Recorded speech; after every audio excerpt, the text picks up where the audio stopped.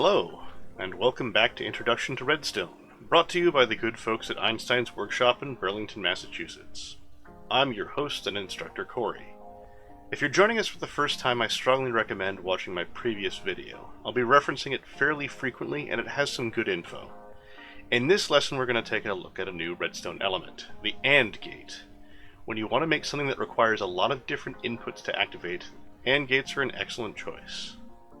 So, let's get started. In the previous lesson, we talked a little bit about digital logic, and how the word OR means slightly different things when we speak normally or when we use logical terms. An OR gate, which I'm going to create right now, is set up so that if any of the inputs that feed into it are active, the output will also be active. In this case, where I have two inputs, if this one or this one is active, this will be 2. And that's an inclusive OR. So, if they're both on, then this one or this one is active. Incidentally, if someone asks if you want pizza or tacos, and you decide to think like a computer because whether it's pizza or tacos you want it, you can just say yes. And from a logical perspective, it's a valid answer, although using it on people might just annoy them a bit. Please use this knowledge responsibly.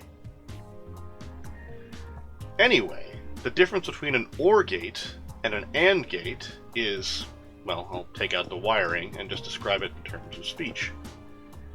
If this or this activates this in an OR gate, then this and this are needed to activate this in an AND gate.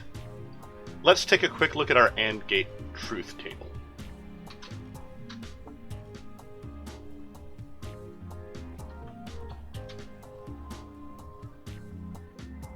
So, with just 2 inputs, as per usual, there are only 4 possible combinations.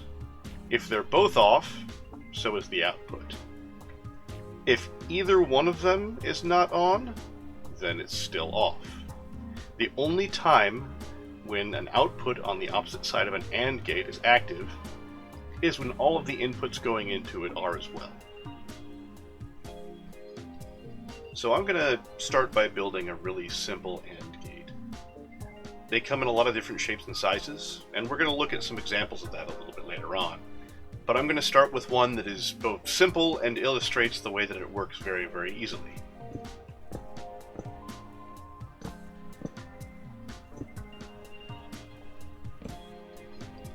So here's our example. It's actually assembled from a series of NOT gates if you look closely. Now, as you'll remember from our discussion of NOT gates, if I were to put power into a block that has a redstone torch on it, then it's going to turn the torch off. In order to activate this torch, I need to disable both this and this. I can do that with just about any signal. Right now I'm just going to put a couple of levers on here though.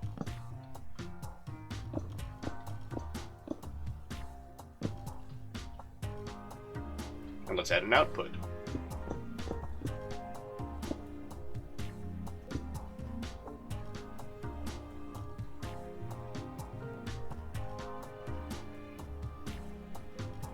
So as we discussed with the truth tables, if either this or this is inactive, then this won't work.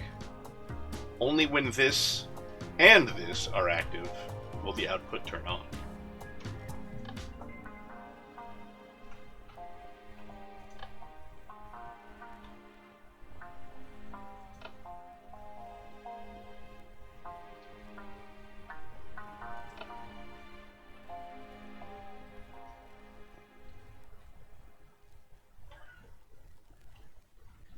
Now, it's possible to make a giant, sprawling combination of these. You can even have them nesting inside of each other.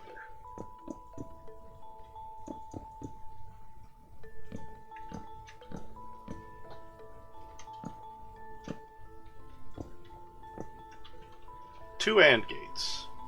For the sake of simplicity, I'm just going to put levers on the back sides.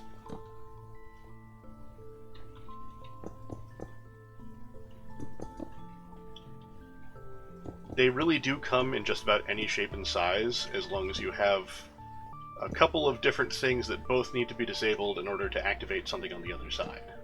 This is just going to be a slightly longer version of the smaller AND gate that I built over there. So now I need to disable both of these and both of these. This AND gate essentially behaves like a lever for this one. And I can keep building this further and further out if I really want to, although I think I'm going to spare you that for right now. It is possible, however, to combine these with some of the other gates we've explored. Probably most usefully, a NOT gate.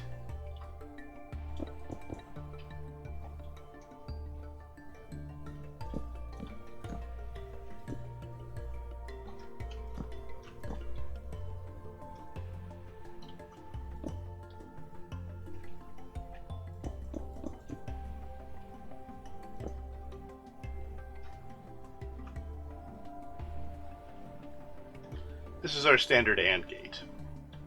If I would like to, I can invert it like this.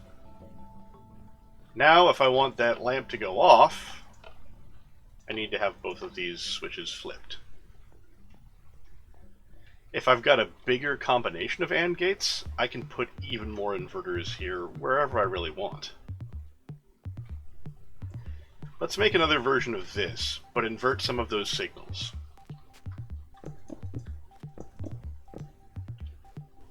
And why not? Let's add yet another one.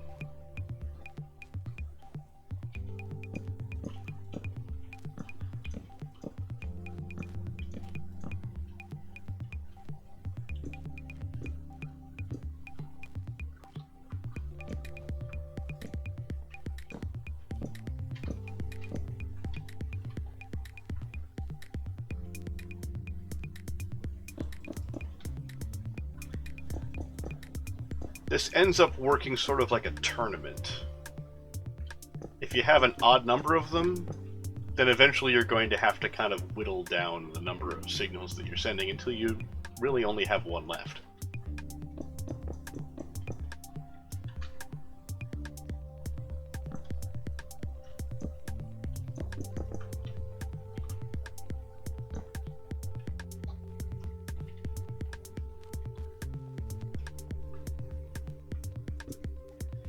Here comes a twist.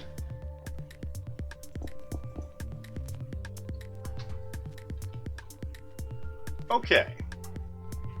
So to activate what is over here on this end, by turning both of these off, I'm actually disabling that signal.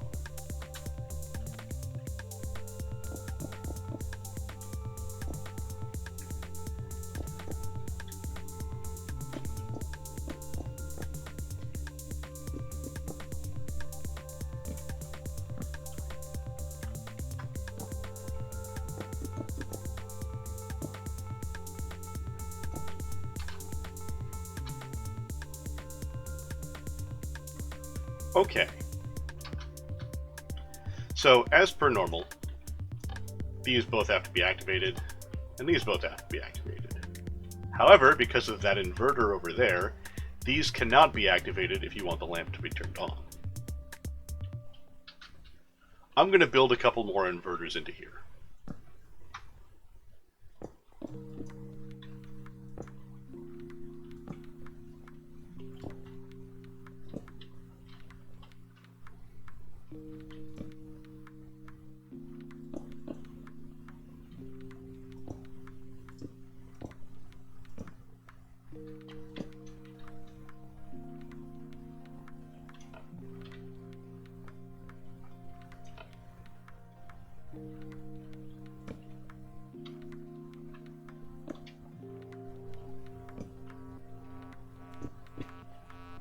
I'm just keeping them all on the right side for now.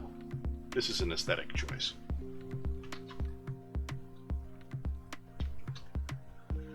So looking at this monstrosity from above, I need to leave all three of those initial right-hand torches flipped up, and it looks like I'm going to have to turn off some of the other torches to make this function.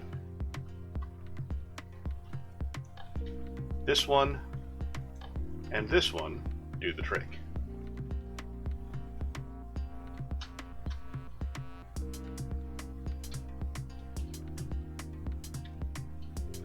I know this can get confusing, but think of each one of the AND gates and NOT gates as a separate part, and you can put them all together in ways that are complicated, but sometimes very, very useful. This thing does tend to sprawl a little bit, though. So I'm going to take some time to show you something that's a little bit less huge, and should still work the same way.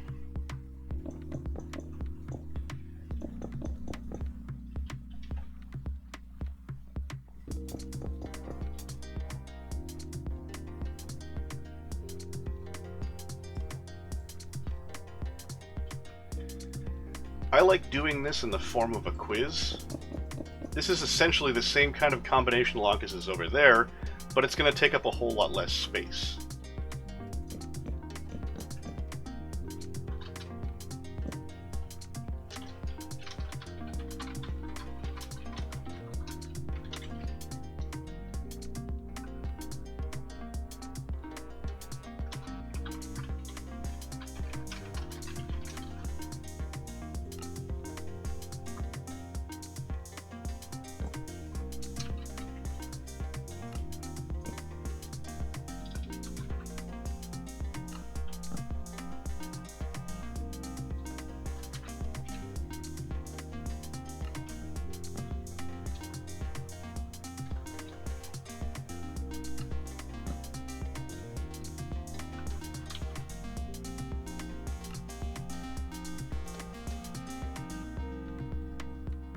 So if you haven't actually been introduced to color theory just yet, the correct answers here are red and green.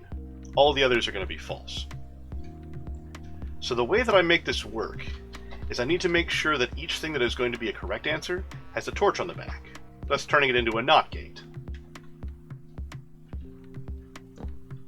And I want to make sure that the things that don't have torches on the back are going to have a redstone repeater on the back, pointed away from the lever.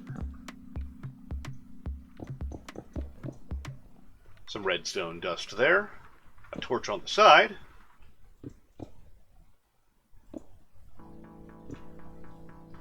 this is my correctness indicator. Now, a lot of the time when I see people make elaborate lever puzzles that involve riddles or quizzes or things like that, there will be a lot of dummy levers involved that aren't really attached to anything and don't actually do anything. And that has its purpose sometimes, but if you can solve the riddle by just throwing every single lever and you just happen to throw the correct one as well, that's sort of a cheesy way of getting around an obstacle like that. One of the benefits of this is that it doesn't let that happen. All of these levers are going to do something. When I activate one of these, it turns off the torch.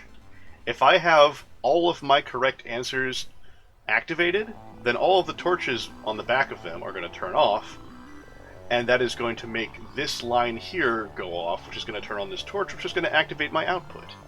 If I turn on any of the repeater ones, then they're going to put signal into this thing, and even if I have all the correct answers otherwise, it's going to not work.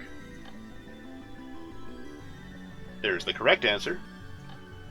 There's one incorrect answer, and I'm not going to bother to show you the others because there are 25 possibilities, and fiddling around with that is just going to take plenty of time that I don't really feel like wasting right now.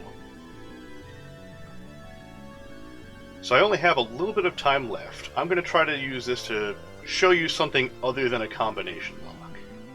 My next job is going to be showing you a trap. If I want to have a safety mechanism built somewhere into my trap, which would otherwise be shooting arrows at anybody, then one of the simplest ways to do that is with an AND gate.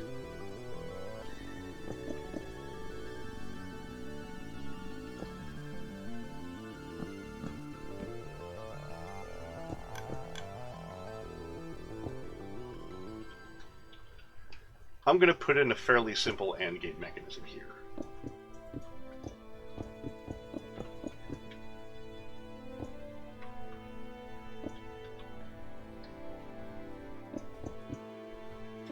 As it happens, I think I might need to give myself a little more space.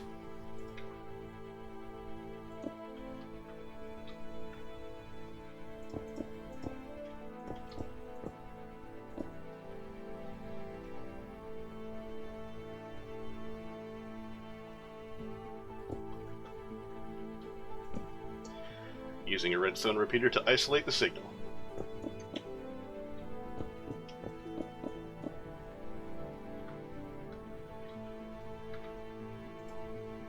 Let's load these up with some arrows.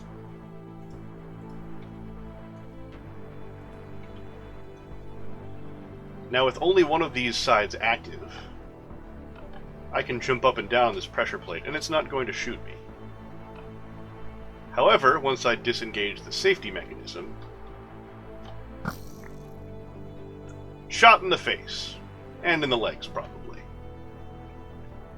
This is a good way to keep mobs out of your base. It also would work pretty well for inattentive players. I would strongly recommend making this a bottleneck so that nobody can just walk completely around it and thus defeat your trap by ignoring it.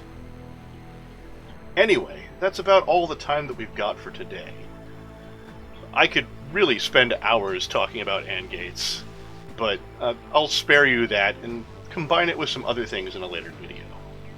Next time we'll be talking about oscillators. If you enjoyed this video, please make sure you like and subscribe. Thanks for watching. And from all of us at Einstein's Workshop, happy building and have fun.